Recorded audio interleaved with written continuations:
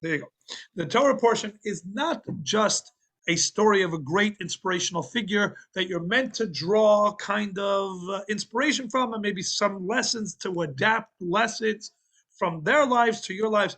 No, the Torah is a direct instruction manual, sometimes choosing to give its instructions with do's and don'ts, sometimes by way of illustration. But the reason the Torah is telling you the story of Abraham is not to tell you the story of Abraham. It's to tell you your story, your instructions, by way of painting a picture to Abraham. And so when you're reading the story, always you have to challenge yourself when you're doing any learning in the Torah. What is the Torah trying to tell me? So we highlight Avram's story not by telling much of the successes. Again, we know that historically Abraham was successful in bringing tens of thousands of people over to monotheism, to belief in the one God. Where's that in the Torah? Does it talk about that in the Torah? Does it give us the statistics in the Torah? No. The Torah, in profiling Abraham, doesn't mention those successes. The Torah rather kind of goes in the telling of Abraham's story from challenge to challenge to challenge to challenge. That's deliberate. In that lies the instruction. And as we said, what sets apart, in a sense, Yiddishkeit from other versions, right? The goal of Yiddishkeit seems to be struggle. I can make a strong argument for that. When the Torah tells the story of the first Jew by highlighting the 10 struggles that he goes through, the 10 challenges that God puts before him, that becomes the most defined aspect in the Torah, the most reported on aspect in the Torah, is his 10 challenges and his triumphs over those challenges, his successes over those challenges. But it doesn't really talk about how great and comfortable his life is and how blessed his life is. It really talks about Lech Lecha.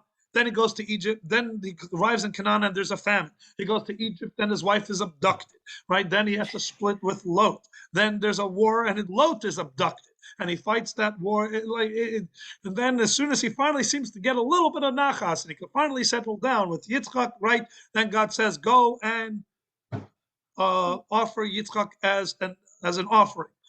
I think there weren't PR professionals involved in writing the Torah. Right, exactly. This is like if a marketing person is like, gosh, oh my God, really? Why, come on. It shows you what life is like. I mean, but why does life have to be? In other words, it seems to be intentional. And the fact that God, in telling Abraham that you have my covenant with you and your kin, and the first thing, therefore, that I'm going to tell you about your kin is that they are going to suffer for 400 years in the hands of the Egyptians.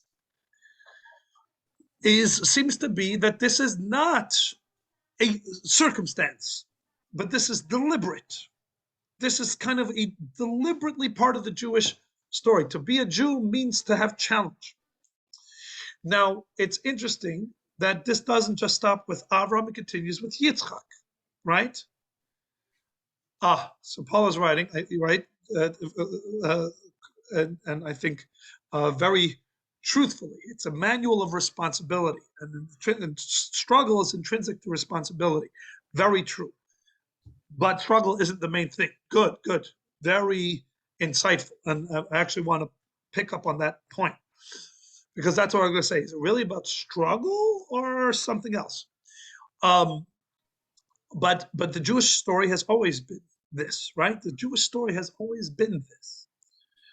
Been the sense of turbulence and struggle and difficulties. This has been us, and God promises this to us. He says, God says, you will always be kind of the smallest of all nations, even as you will eventually number like the stars in the sky and the sands of the earth, because no people will last as long as you will. So cumulatively over the generations, there has never been a people that has been as numerous as the Jewish people. The Babylonians could have been in that snapshot in time far more numerous than the Jews, but where are the Babylonians now? They're gone. So we got, thousands of years of propagating on the Babylonians. So we definitely have more than the Babylonians, more than the Romans, more than the Greeks, etc., etc., etc.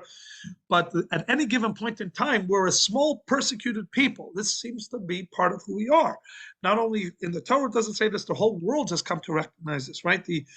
image of the Jew is always that wandering Jew, right? In fact, what is the first word for Jew? Before Yehudi, what is Avram called? Avram is not called Avram HaYehudi. He's called in this Parsha, the Parsha before it. Very good. Avram HaIvri. Do you know what the word Ivri means? Hebrew. Don't say Hebrew. Oh, sorry. What does it means? Abraham the immigrant. La'avo. From the other side. La'avo me'atzad letzad. Right. Now here's the thing. At a certain point, Abram stops being an immigrant. Right? Because he settled in the land that is his, that will be his, and he is a king to kings. And yet he is still called Abram the Ivri. There is still this general sense, right, of lack of settlement, settling down, lack of just kind of kicking your heels up and relaxing and enjoying the blessings of life, right? And enjoying the blessings that God gives you. Is this to toughen our skins so that we could survive? But again, if we are the chosen people, why does God have to toughen our skins? Because we're going to be dealing with circumstances of survival. Why couldn't we just be, as the ambassador Ron Dermer says, he every once in a while he thinks that the Palestinians are the chosen people, are God's chosen people. Says why? Because God blessed them with the best, most ethical, kindest adversaries that any people could ever hope for in history. Right? The Palestinians are blessed with the Israelis as their adversaries. Can you imagine if Israel was blessed with such benevolent adversaries? So he says maybe that's an argument to say that the Palestinians are the chosen people. It seems to be that God chooses he chooses his chosen people are chosen to suffer. What are we chosen? I was going to say, my mother always used to say, we're chosen to suffer.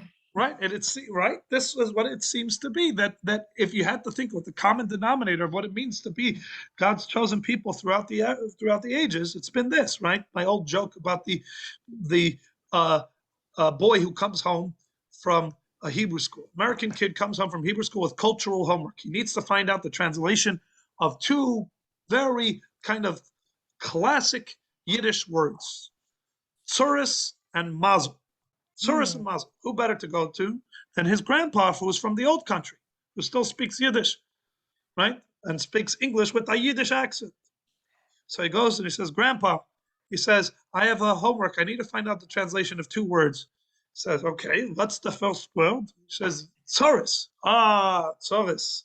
Tzuris. No, I'm sorry, backwards. He says, mazel.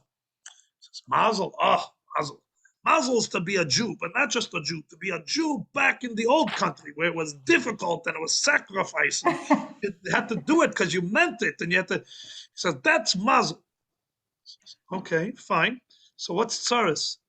Ah, tzaris. Tzaris is to have that kind of mazel.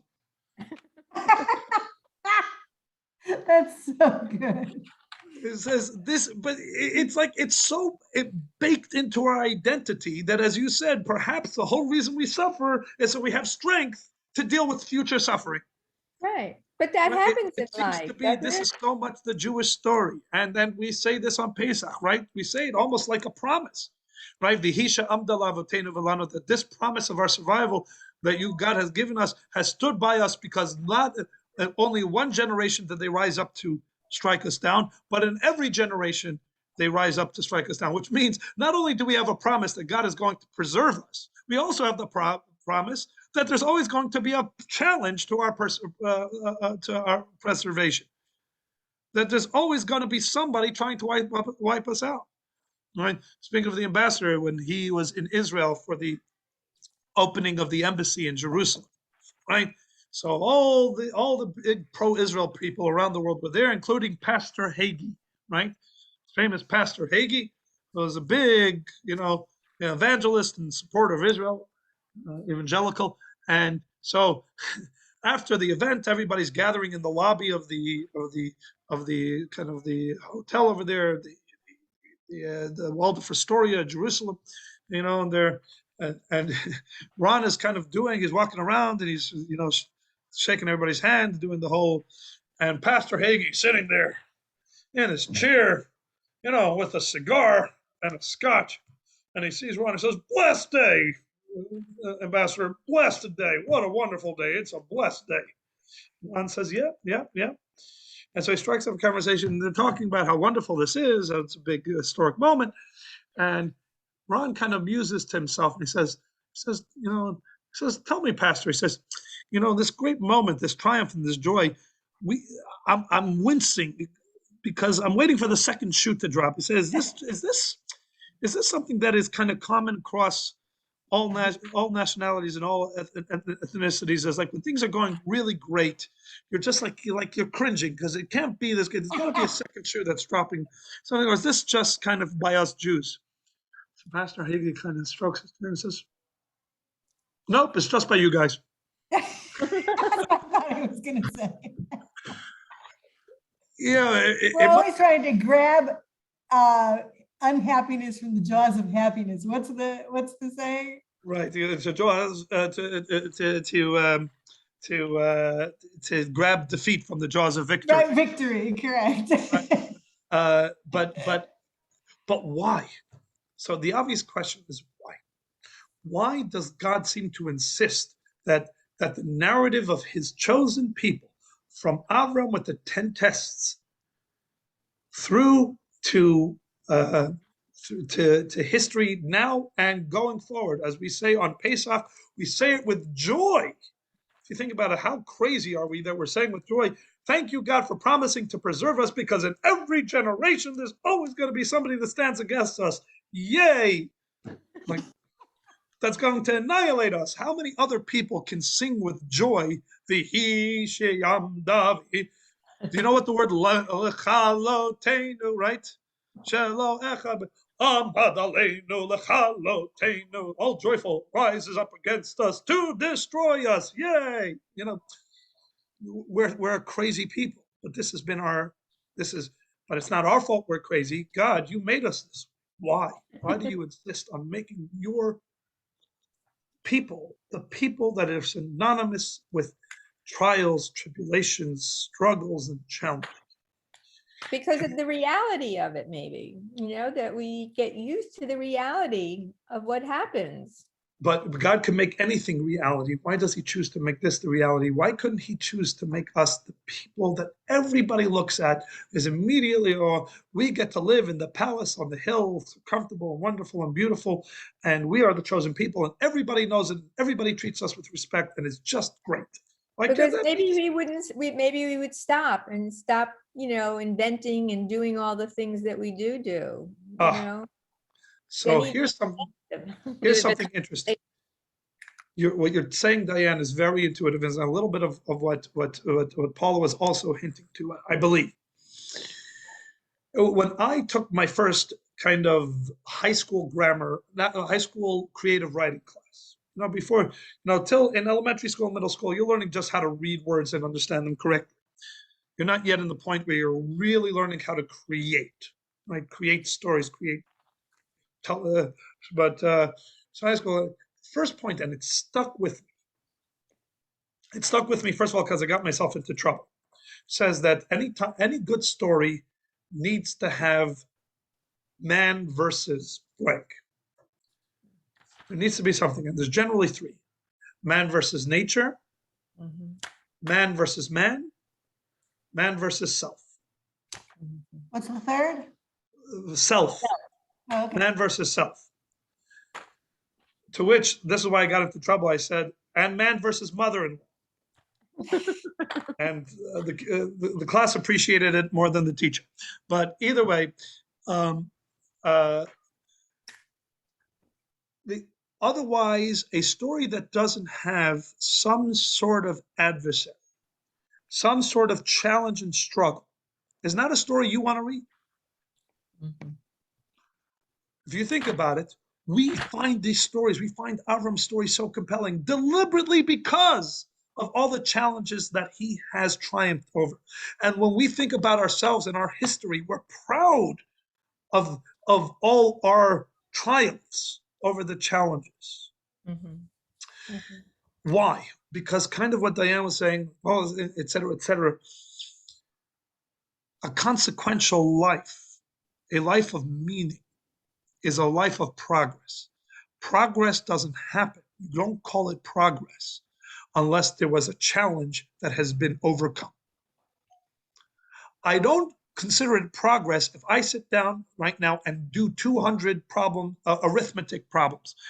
I wouldn't call that progress, even if I get all 200 right, right? So I'll turn to my 7-year-old and I'll turn around and say, you only got 130 right. I got 200 right.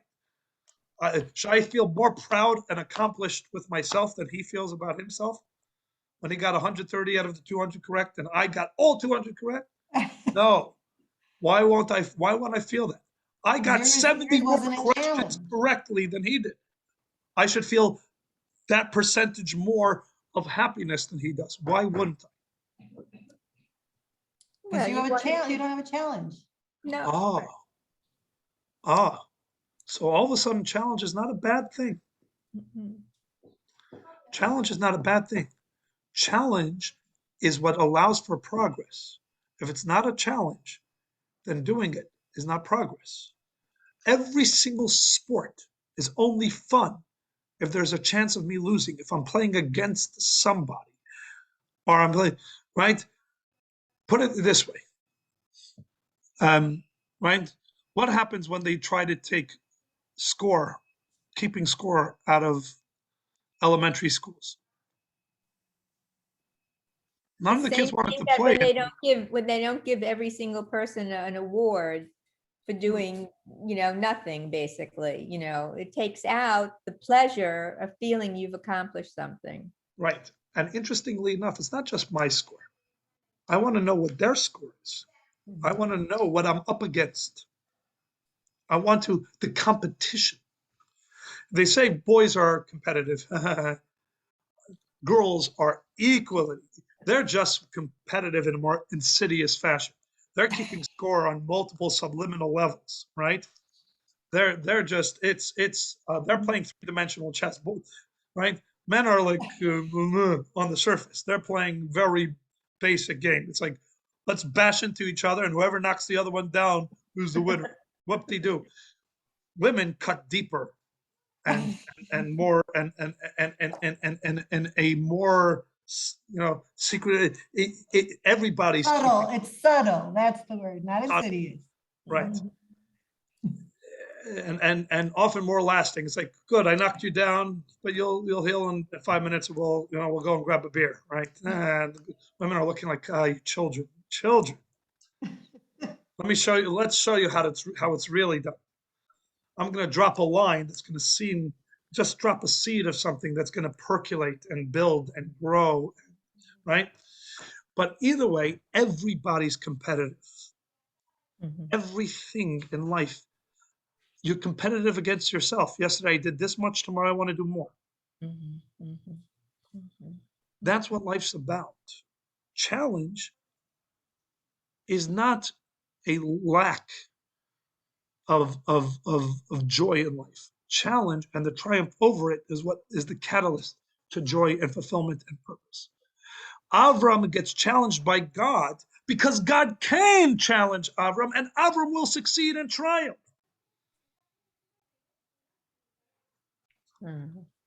And move the ball forward and move the envelope forward. He will progress. He will transcend. This comes to a head in this week's Torah portion where God sends him the 10th and final test, the hardest test. The only test where God says, please. The Akedah, right? This is an extremely controversial test that God puts before Avram. Not only is it controversial, God would ask this of Abraham, but it doesn't sit well with us that Abraham goes ahead and plans to follow through. We immediately in our mind trying to find a middle adjustment. Oh, Abraham really knew it wasn't going to happen, and he knew he was just playing along, and we're so uncomfortable with it because we think erroneously and incorrectly that I need to get comfortable with it. So let me try and find a way to present this together. No, the whole point is that it's incredibly uncomfortable. That's why it's a challenge. That's why it's a test. But here's the thing, and this is what makes the 10th test unique. It doesn't become comfortable with the commitment to do so, and it only gets more uncomfortable. And this is the difference between the first 9 and the last one. Let me explain. God turns to Abraham about the Akedah, and he says to Abraham, Kach na et bincha, please take your son. None of the other tests does God say so. God is the boss. He says, and we do. Here God says, please, which immediately all the commentaries take note of and they explain. The explanation Rashi brings from the Talmud is a very interesting explanation. God is pleading with Avram, please pass this test. Because if you don't, then they will always be able to say that the other tests were worthless, that they weren't anything. First of all, who are these others that will say, right? These they, right? That ubiquitous they that say everything, right? They say, right? Every kid, right? This is the best thing. Why they said so. They. Who's the they that knows everything, right? And in this case, who are the they that are that cynical that Avram passing 9 tests like discovering God at the age of 3, being willing to jump into a fiery furnace, going out into the wilderness because God said so, right? All the tests, landing in Canaan, which was the place, the destination, and immediately being not such a great thing and having to go down to Egypt and not seeing that God made a mistake. All these tests that Abraham triumphs in, if he's not willing to slaughter his son, then those tests are meaningless. If I was Abraham, like cut me some slack here. I just did everything for you at incredible challenge, incredible cost. And just because I'm not willing to take my son, my one and only son, and slaughter him on an altar, then it's as if I did nothing? How's that fair? The answer is because the 10th test is an entirely unique test. It is not like the other 9. It's not in the same realm as the other 9. The other 9 was man versus nature, man versus man. What it was not was man versus self. Why? Because Abraham was able to draw on his conviction and his sense of truth and his sense of rightness to triumph over all the other 9 tests. To discover God at the age of 3, the triumph of that test came because Avram drew on his inner sense of all the explanations so far to explain how this world came to be. They don't feel right. They don't feel right. And so Avram pushed himself until he discovered God at the age of 3. His willing to face off with Nimrod also drew on that sense of rightness, right? If this is right, I have to be willing to declare it no matter what the cost to myself is going to be. This is truth. This is rightness. His going out and helping everybody was drawing on his innate sense of kindness and rightness, right? So he's drawing on his sense of, and his convictions, etc., etc. And that allowed him to triumph over the world, him to triumph over circumstance, him to triumph over problem. And those were the first 9. The 10th test, God engineered a test that everything in Abraham, everything that felt right and correct and would scream at him, don't do this. This is wrong.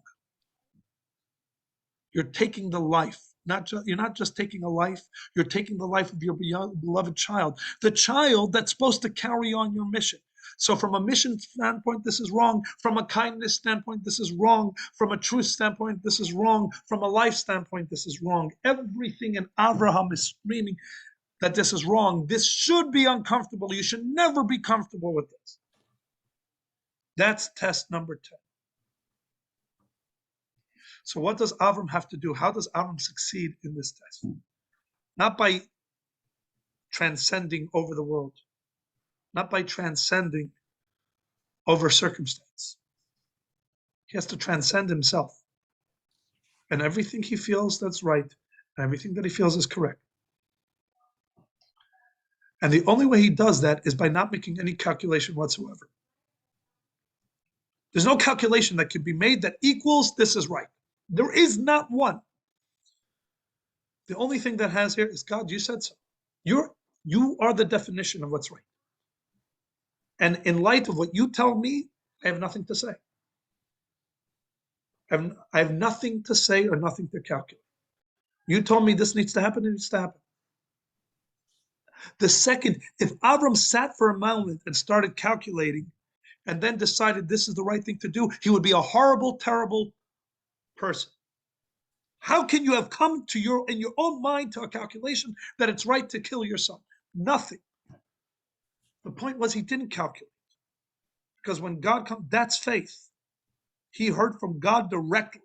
So this is the difference. This is why, to us, we never in this situation, and we never will be in this situation. God's not going to come to us directly and tell us, kill your son. Now we have the mitzvot. Back then, Avram's guidance came from God directly. And God tells him this, at which point the answer is yes. And by the way, that also explains why God needed to spell it out clearly. Kachna et bincha et yichidcha asher ahavta et yitzcha. Right, he rubs it in. No, he doesn't rub it in. Many people say he's kind of circumventing the debate, right? Because Avram's gonna try to wiggle out of it, right? And he's kind of nailing Avram to the wall, right? He's gonna say, Avram's gonna say, you say, take your son. I have two sons. Your only son. Well, both of them are only to their only son to their mother, right? Kachnat bincha, your son, your only son, the one that you love, Yitzchak, right? If he would have said, take your son, I have two sons, your only son, both are the only son to their mother, the one that you love, I love them both. Yitzchak. So God kind of pins Avram to the wall. That is correct, but not because Avram would choose to wiggle out of it, but because Avram would be obligated to know ear-tight that this is what God wants. Otherwise, you're jumping the gun to slaughter your son? Unless you know beyond a shadow of a doubt that this is what God is asking you, then you wouldn't be able to do this. You couldn't be able to do this. How could you? If there was even a slight thought that maybe this is not what God means, then everything in you has to tell you, let me be sure. Because what is being asked of me is slaughter my son. Unless I know with absolute certainty, without any question whatsoever, that this is what God wants, then of course I'm not slaughtering my son. Because that's wrong. The only way it could be right is if the arbiter of right and wrong, which is God, not me, God, makes it clear unequivocally that this is what he wants in that moment. That's the only way, because otherwise it's wrong. There's only one being that is the arbiter of right and wrong, and that's God. Only one being that can, in fact, say that this thing that I know to be wrong is, in fact, right. Otherwise, as far as I'm concerned, it's wrong. But once God came to him, so God gives Avram the ultimate test. Transcend, not just everything, transcend yourself. Understand that faith is going to ask you of times. There is a version of this that plays out later in history.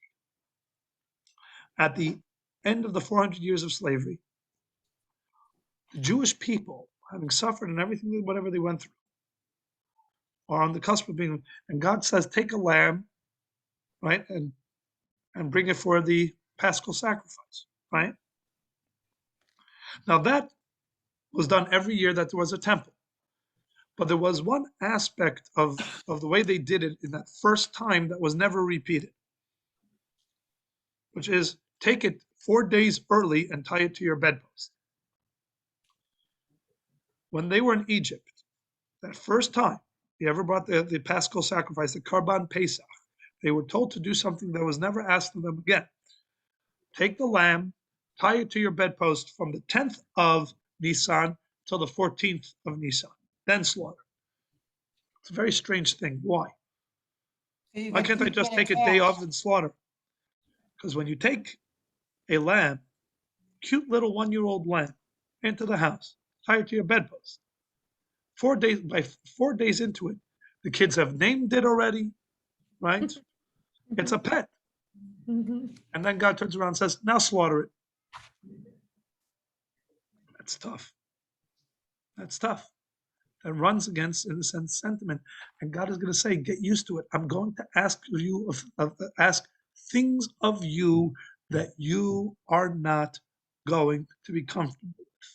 That's why it's faith and not logic. That's why it's faith and not logic. If everything that I'm asking of you makes sense to you, then that's not really faith. If you expect that everything that I'm going to tell you makes sense to you, then I'm a very small God. I'm a God that only is as smart and as far-reaching in my understanding as you are, because every decision I make makes sense to you, which means, in theory, you could be making the same decisions. Of course, I'm going to make decisions that are never going to make sense to you. I am an infinite God. You are a finite mind. Get used to doing things that won't necessarily make sense. Be willing to transcend yourself. Part of the progress you need to make. Part of the progress you need to make is not only transcending, not only pushing the envelope in terms of what human beings are doing, but you need to transcend human beings, period. You need to that's faith. That's your tool to tap into infinite. Logic is not always the right tool in the toolbox. There are times where you're tapping into something deeper, something more essential, something more infinite. And then logic, which is used to driving in the driver's seat 95% of the time, is not the right tool. Now, logic doesn't leave the driver's seat comfortably or passively. It goes kicking and screaming, right? Because it's used to being the driver of what you define as right or wrong in reality. If it makes sense to me, it's right. If it's logical, it's right. If it's illogical is synonymous with wrong, right? No, that's illogical. Logical means is for all intents and purposes wrong. But there's something else. There's not just logical or illogical. There's something called supralogical, above logic. You know what's above logic? Forget before faith. You know what else is above logic? Love. Love is above logic, right? If your kids turn to you, parents, whatever it is, and say, "Mom, Dad, tell us your story. How did you know?" Right? And if I begin my response to that question with my wife sitting at my side, and I say, "Well, it was logical," right? I'm sleeping on the couch that night, right? How dare you reduce what we have to logic? I'll say, what do you mean? Logic is the most defining thing that we have, right?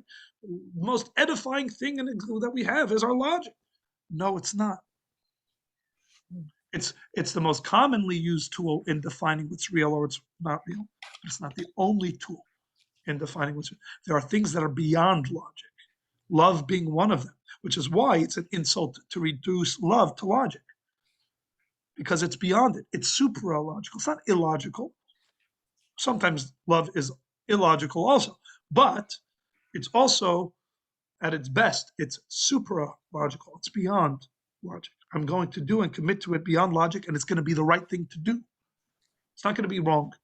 It's not going to be misplaced. It's going to be exactly right to do something beyond logic for love. Because love is a tool in my toolbox that goes beyond my logic, that can touch the infinite. It goes beyond my limited mind. Very interesting. That's why we feel that we're always going to be better than robots, the most advanced robots, because a robot can't love. So maybe that's just because a robot is better than a human being and doesn't do illogical things. Love is not illogical. Love is supralogical. That will be a deficit Right. in the robot, that it can't do that, that it cannot transcend logic.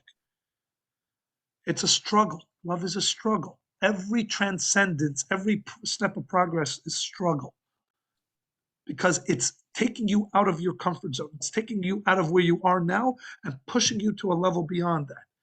Struggle is not a problem.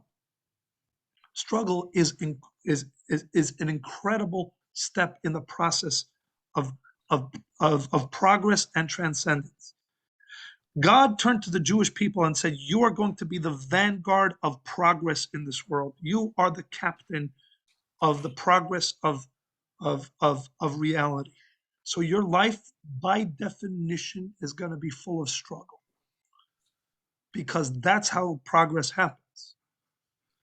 Today, by the way, the marketing term for this is pain points. Pain points.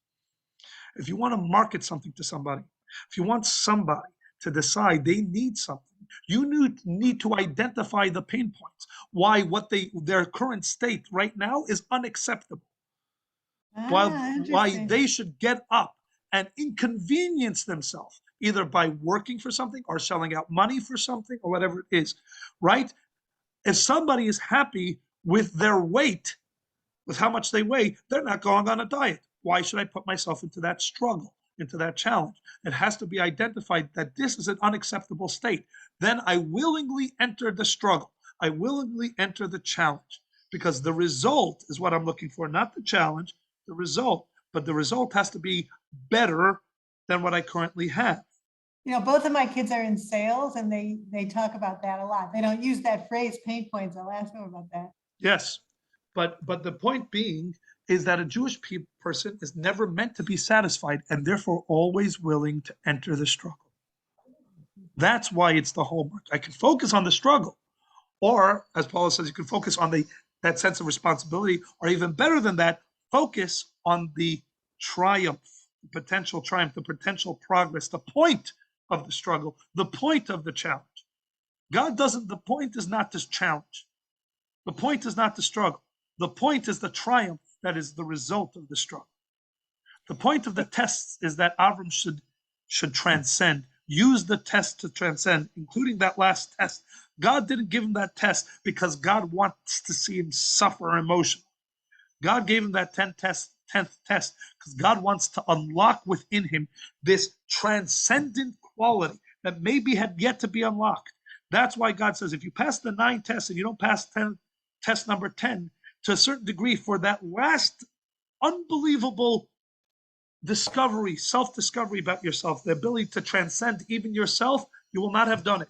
The 9 tests have not allowed you to transcend yourself because you used yourself to succeed in those challenges. You haven't transcended yourself. You used your sense of rightness, your sense of of conviction, etc., to succeed in the first 9. Did you transcend yourself? Not at all. Not in the earlier 9. No progress in that front. The 10th test is going to take you beyond yourself. So of course it's going to be painful. Of course it's going to be difficult. Of course it's uncomfortable. It's meant to be, because that's the whole point. No progress happens with you sitting still and remaining in your status quo. That's not where progress is. That's not where triumph is. Triumph comes when you see something that right now is not attainable and you make it attainable and you achieve it. It's not in your grasp. And now I'm going to work and I'm going to put it into my grasp. I'm at the bottom of the mountain. I can't be at the top of the mountain, not without challenge, not without struggle. Nobody wants to hike into a valley. You ever notice that? Nobody says, you know what, I want to go on a hike. I want to walk downhill for an hour. And then I'm going to be really proud of myself. And no, that's not a hike. Rabbi, can I try a theory? Go ahead.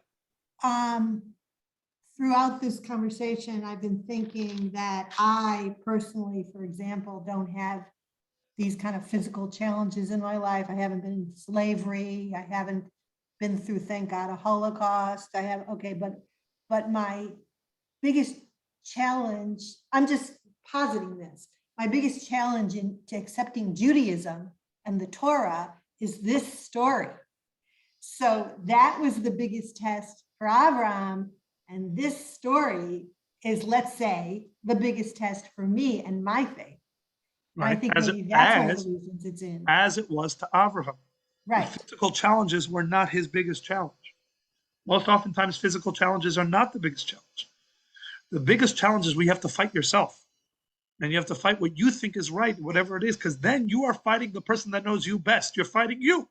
right. So I would have to fight me to accept this story, that this is my biggest patriarch. This is If it my made role sense model. to you, shame on you. What? I'm saying if you were comfortable with the story, shame on you. How could you be comfortable with the story of a man being told to kill his son? Right, The right, point right, is this is supposed to be uncomfortable. It's never supposed to sit well with you. right. And it never sat well with Abraham. But what I find having gone through a lifetime of non-Chabad study is that that's not the way this story is used. This story is used to sort of eat away at your allegiance to Judaism, sort of to eat away, like to be critical, to think critically, to, you know, and it's very stark. I mean, the difference between the way you talk about this story and the way I've always been exposed to it. Do you know why? Because the average person can't get away from their logic, even when analyzing the story, because the average person doesn't really have a nuanced sense of what faith is. Correct. Well, They is kind throw of a around dirty the word all the word. time, and they say, I believe in what I understand. Well, then it's not belief. Right. So I'm curious, Jerry, where did you, who would whittle away at this story with you? Like All of the, especially the Reconstructionist rabbis, us? but, you know, all of the conservative, you know, they would say, this is something we really, really have to question. And why would Abraham do something like that? And they never came up. They say it's There were historically- literally, when I was a kid in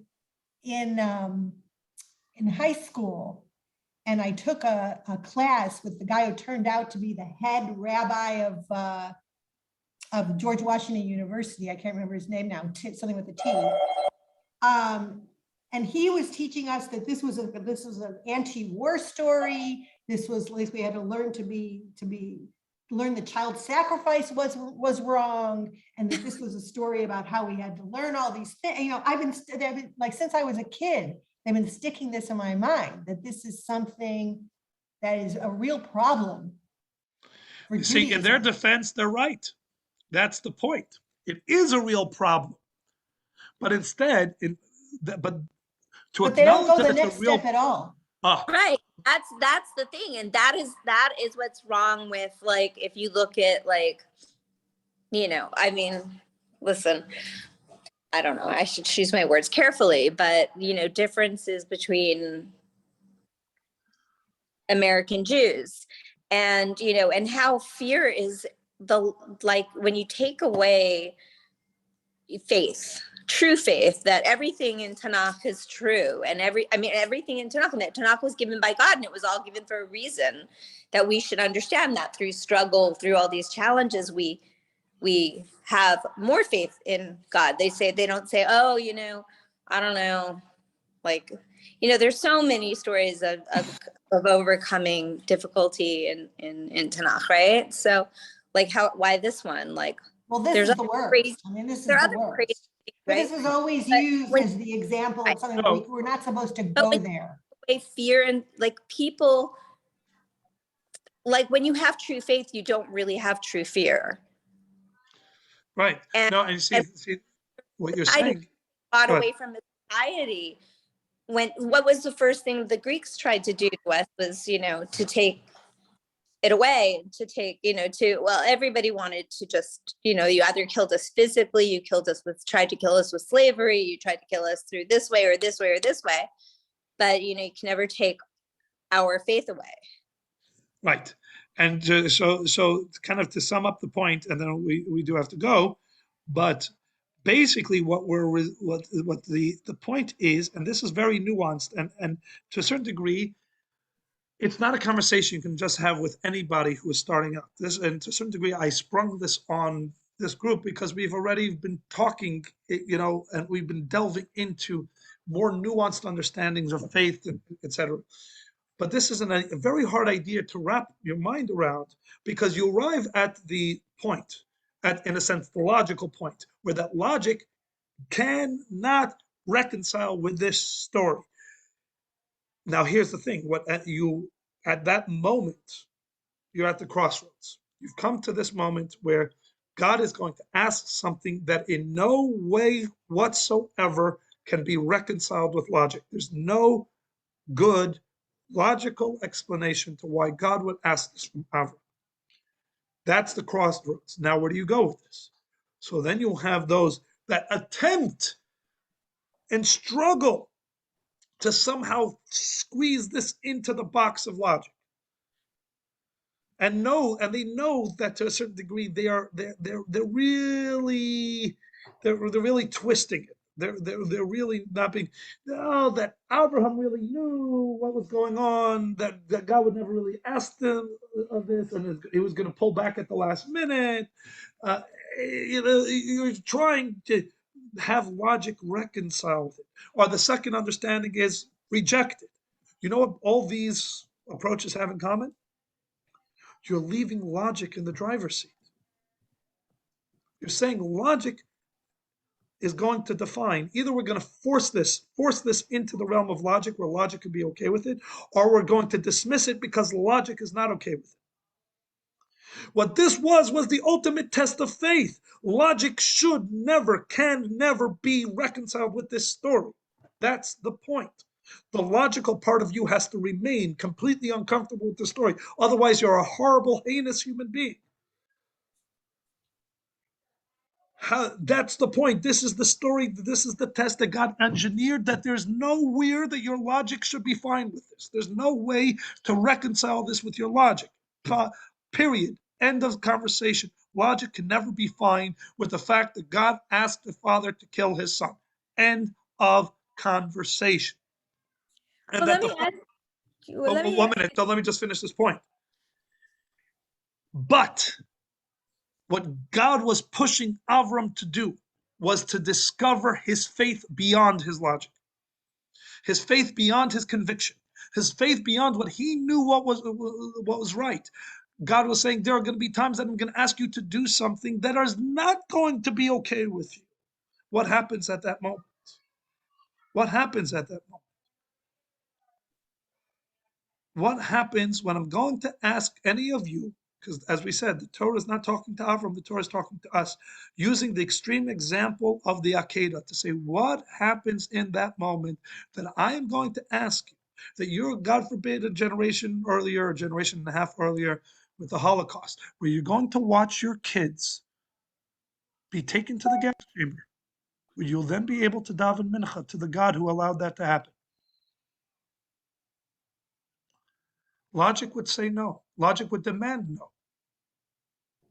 Your conviction of what's right and wrong would demand from you no. And yet so many Jews did. Were they illogical? Were they crazy? Did they just not care about their kids? How do you go daven mincha to God after that happens? Not logic, faith. Not logic, faith. It's logic doesn't have an answer. And that's the point.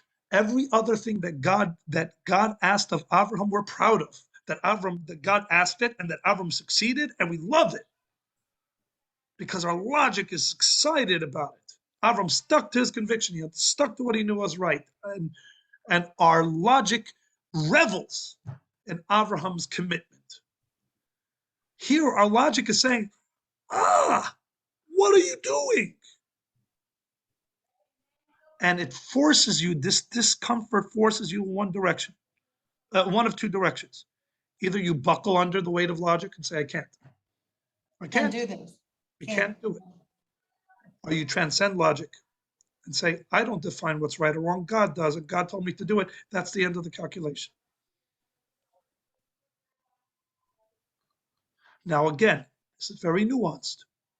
Very nuanced. And I wouldn't say this to just anybody, to a crowd. You need to have prepped people with a deeper and a more nuanced sense of faith. Why? Because faith doesn't need to be at loggerheads with logic. 99.9% of the time, faith and logic can work in tandem. as was the first 9 tests. Faith and logic work together. Faith bolstered the logic, and the logic validated the faith. 90% of the time, that's going to be 99.9% of the time, that's going to be the case. Just like in a relationship, love is not the only thing that edifies a relationship. Logic also edifies, right? We know each other, our interests are shared, et cetera, et cetera. There's so much that logic is on board with in a relationship. There's always going to be that extra, that little bit extra, that thing that separates this relationship from any other business deal I make. My relationship is not a glorified business deal, because a business deal is entirely about logic. And this relationship that I have with my loved one is not entirely about logic. In fact, the essence of it is beyond logic. So That's what I was going to say, that when you put love in it, it makes it more realistic, because how many times do you have love for somebody, or maybe God wanted to make sure that he had the love for him and he needed to see that he would actually do that. I mean, I can think of many times when I want to kill Bert, and logic is, what is he doing? And then I realize, wait a minute, there's no logic in this, and let it go, right. and I No, have to show that I love him more than what is at stake there, yes. So that is why faith comes together with loving God, right? Shema Yisrael, Hashem Elokeinu, Hashem Echad. That's a statement of faith, right? Followed by V'ahavta et Hashem Elokecha, love God with all your heart and all your soul. Because faith and love are not exactly the same, but they're very, very closely related. They're first cousins. Okay, so faith and love very much are in line, but they're not the exact same thing, because God forbid to say that Avram made a calculation that he loved God more than he loved his son. It's not about love. No. It's about faith. What it is there's no calculation, because I don't define what's right. God does. He's God. That's why he is. He's the ultimate arbiter of what's right and wrong. And he says, do this. End of conversation. No end of calculation. That's the point. That's faith above everything, even above love. That's what makes this the ultimate test. The last one he says, Asher Ahavta, right? The one that you love Yitzchak. Yeah. I recognize this, and I've engineered this test that you can rely on nothing else other than your faith. This is the test that separates the men from the boys, as the expression goes. But in a sense, this is pure faith, nothing else. There is no other contributing factor to Abraham's decision here. Not his logic, not his love, nothing. Nothing contributes to this other than pure faith. That's why this is the 10th and ultimate test. Most of us will hopefully go through life never having to be put in this scenario. Most of us will be in, most of the times our faith is bolstered by our logic. Our faith is bolstered by our love. We are excited to keep Shabbat, right? It's logical to connect with God in this circumstance. It makes sense. I can explain this to somebody. But in that extreme circumstance, if it ever comes to that, where all else fails, then there's always faith. And we saw that by the Holocaust. Does anybody want to assume what was the drop percentage-wise of across the board of believers before the Holocaust versus after the Holocaust? Well, first of all, we lost 6 million of us. Right. No, I'm saying percentage-wise. That's why I said percentage. I mean, I'm going to just guess that you're going to go for equal as when you went in. That's exactly right. Because whoever believed in. Nope. There was many people who did believe and lost their faith, and many people, shockingly, who found their faith during the Holocaust. Because when they got pushed into that crucible, they realized they had nothing else except that. That's interesting. So because Hashem promised that, will be like, ebb and flow, and that'll all be, I don't know, why is that then? The why is unanswerable. That's the point. A why is a logical question that demands a logical answer. The answer is that this is exactly the point. That's the point. It can't be answered. If logic was the ultimate arbiter then there is no way that that number stays zero. That number would have to precipitously drop. Precipitously. But the point is, faith transcends logic. That's the point. There's no answer to that why. Just like there's no answer to why God allowed for the Holocaust. Trying to give that answer is trying to put logic to it. There is no logic to it. That's the point. You know, they put God on trial in one of the concentration camps in Auschwitz. Elie Wiesel writes about this story. That God is not following his own statutes about preserving life and preserving the loved ones, et cetera, protect. And the case, and they put somebody up to be God's defense counsel, and somebody to be God's prosecution. Great men, led by the tribunal, was led by a Rebbe. What was the result? What was the verdict? Guilty. Guilty. And then they went to daven mincha. That's such a good That's story. the point. So From a That's logical such a good standpoint, God is story. 100% guilty. The Holocaust has no answer. To try and justify God with the Holocaust is a callous and horrible thing. Well, didn't Elie Wiesel always answer, if I tell you why, then you'll be a Nazi? No, right. Well, to a certain degree, what he meant by that, or if he said it like that, what he was implying was, you should never be comfortable. You should never feel that there's an answer, a justification, because that would mean that it was right in happening, and perhaps has to happen again if the justification presents itself again. Never. No, there is no justification. And I can say that and still believe in God, because my belief is not irrevocably bound with my logic. I can be comfortable with saying my logic is utterly and completely not okay with this. I hate it with every fiber of my being. I hate it, and not only my logic, my emotion, my love, et cetera, and I can't understand, I cannot understand how a benevolent God can do this. I can't. I have no explanation for this, no justification for this whatsoever.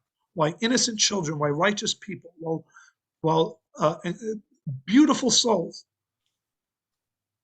went to the wholesale slaughter. There's no justification. There's no validation. There's nothing. Anybody who says it's because of all the sinners that were there was the Rebbe, when one great rabbi said this, the Rebbe never spoke negatively about another Jew in public, ever. I don't think the Rebbe ever spoke negatively about any other human being in public, except for Stalin.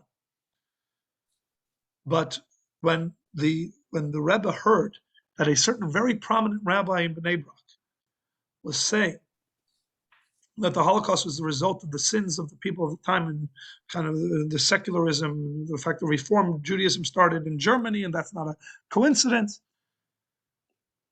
The Rebbe said these following words: "Go tell that fool in Bnei Brak," which was remarkable language for the Rebbe, speaking about a prominent rabbi with hundreds of thousands of followers.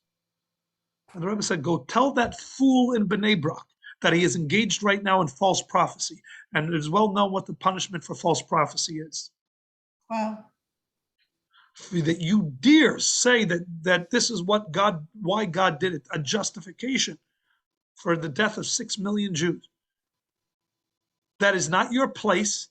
It's not in anybody's place. And it is fundamentally flawed approach. That you feel a need to bring a logical explanation for something that is meant to remain beyond your logic. You should never, ever, ever be comfortable with this. Never. Rabbi, Ever. when I was in Israel, I met some people whose a bunch of their family members had gone off to this sort of study with this one rabbi, and he used to tell them that the reason for the Holocaust was abortion. They all believe that. No, I said it's unconscionable. Unconscionable to say things like that. Unconscionable not just because the reason is a wrong one, The whole pursuit is a wrong one. It's wrong because you dare try to, it's what's called the theodicy, to provide a logical reason for tragedy on such a grand scale to explain God's actions, number one. But number two, the idea that I need to give a reason, otherwise that's going to challenge my faith, is also wrong. No, my faith stands beyond my logic. Again, 99% of the time, my logic will be in line with my faith, will bolster my faith. But I don't have to feel a need to engage in something as heinous as justifying the Holocaust because the alternative is I lose my faith. Not at all. Your faith does not rely on your logic. Your faith is beyond logic. You can be incredibly unaccepting of what God did with the Holocaust, as I am, as everybody is. Trust me, as the Rebbe was, who lost siblings in the Holocaust. The Rebbe never accepted the Holocaust, but there's not somebody in this generation who had stronger faith in God than the Rebbe, because logic does not determine faith. That was the story of the Akedah.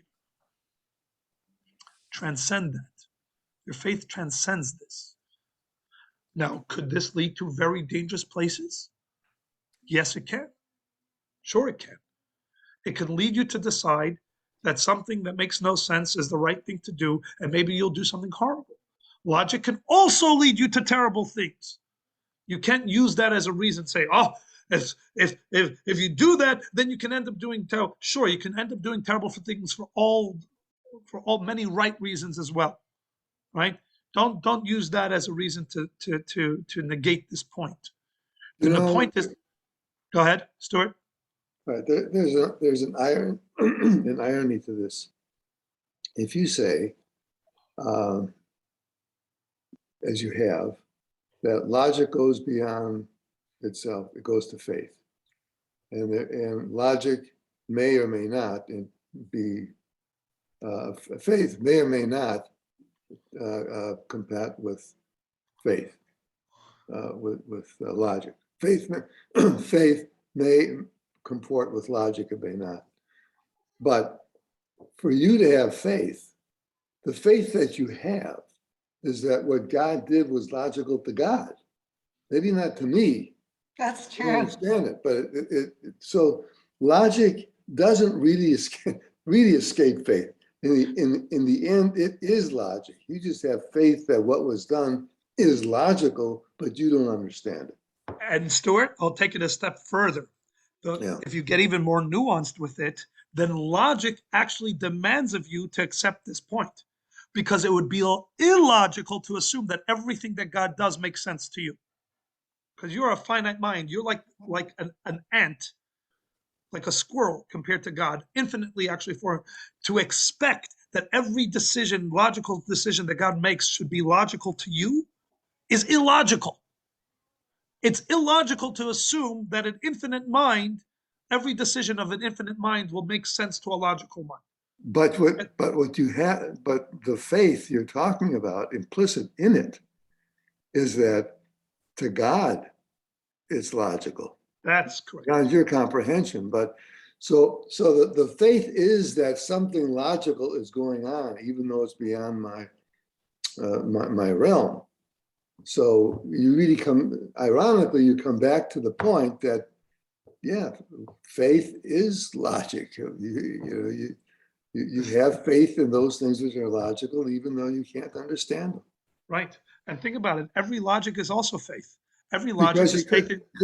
Because you couldn't have faith in an entity that just shut off at random. It'd be nice to have a Holocaust this afternoon because I like to see it. Or I'd like to have this happen because I like to see it. So our faith is that it's not this random, it's not these random assorted acts. There is a method, there's a system, there's some logic to what's going on. Exactly. You know who uses this tool all the time? Parents. Bravo. Parents to their children. Don't worry, I know. I'm not going to explain to you why this is right.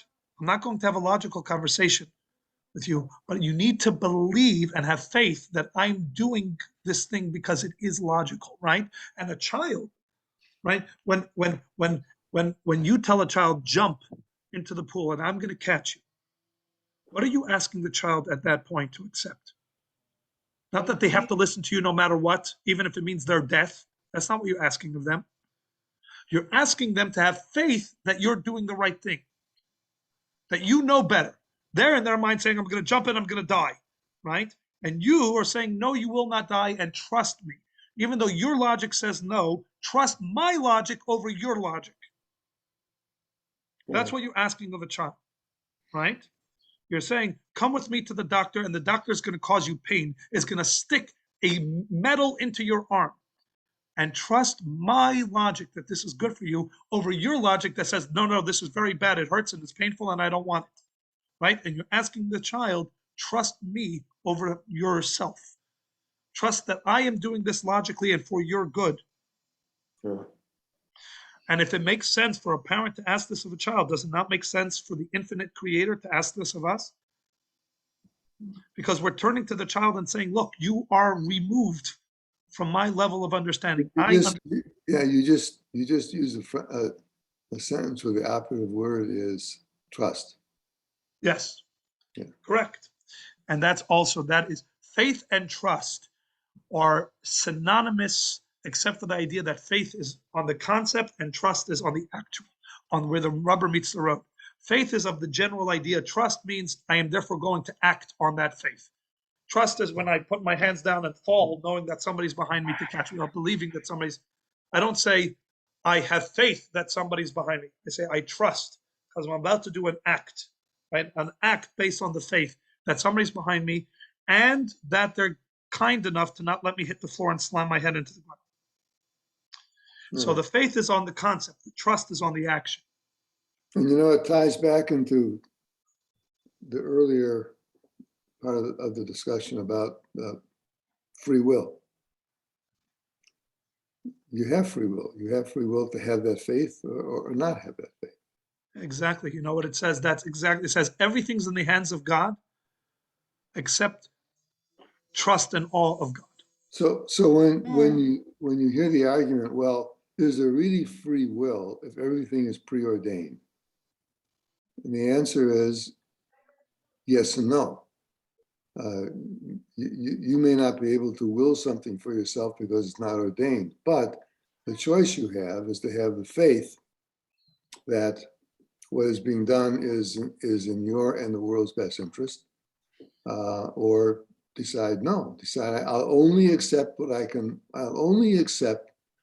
logically understand. Right. And the truth is, who loses if they have that attitude? Not God. We do. You do. If a I child, for really think example, that that's, I don't want to harp on this, but I really think that that's the summing up in one sentence of all of the exposures that I had pre-Chabad to Judaism. I'll only accept what I can logically. right, So the things that I can't logically accept, I don't have to do. For example, why would I not want to work on Shabbat when that would be a really good time to make a garden and drive to synagogue, and like that's logic to me. right, So it's correct. logical. But and I'm saying, if you use the analogy of a 2-year-old versus an adult, and that's obviously they are far more relatable in their own levels of understanding versus a God and us, right? The chasm of distance between God and us is infinitely greater than a 2-year-old. And yet, what happens if a 2-year-old says, Mom, Dad, I'm only going to listen to you when it makes sense to me? Who loses there, the parent or the kid? The kid. The kid thinks he's being brilliant. And you're looking at the kid and you're saying, you idiot, right? I have faith that this conversation is very meaningful. But logic tells me I have another date I've got to go to. So No, right, and we do, and we have to call this, but that's the point. Thank you, Rabbi. make my reservation with you now? We'll Yes. go. We'll For go the Friday night. Yes, Yeah. by all means, please do. We're excited to see you and Susan, right? And what is it? What's the cost? Whopping $18 a person. Wow, I can handle that. All right, all right. If Sorry, I if can't you need to make it. I establish a wasn't invited. payment plan, we can discuss. Rabbi, can you please send me a recording of this class? Yes, yes. Thank you. All right, everybody, Shabbat Shalom. It Shabbat was shalom. Thank wonderful you so connecting with all of much. you, and we'll pick it up. Thank you. Ezra, are you feeling a little bit better? Shabbat shalom. Shabbat Say Shalom. Shabbat Shalom, Ezra. Carrie's on the He's street. quiet. Carrie's Okay. taking the message to the I'm in street. my car now. Yeah, Carrie's driving. I'm late. I All should have right, done this, but ta-ta. All right, everybody. All the best. All the best. Shabbat Shalom.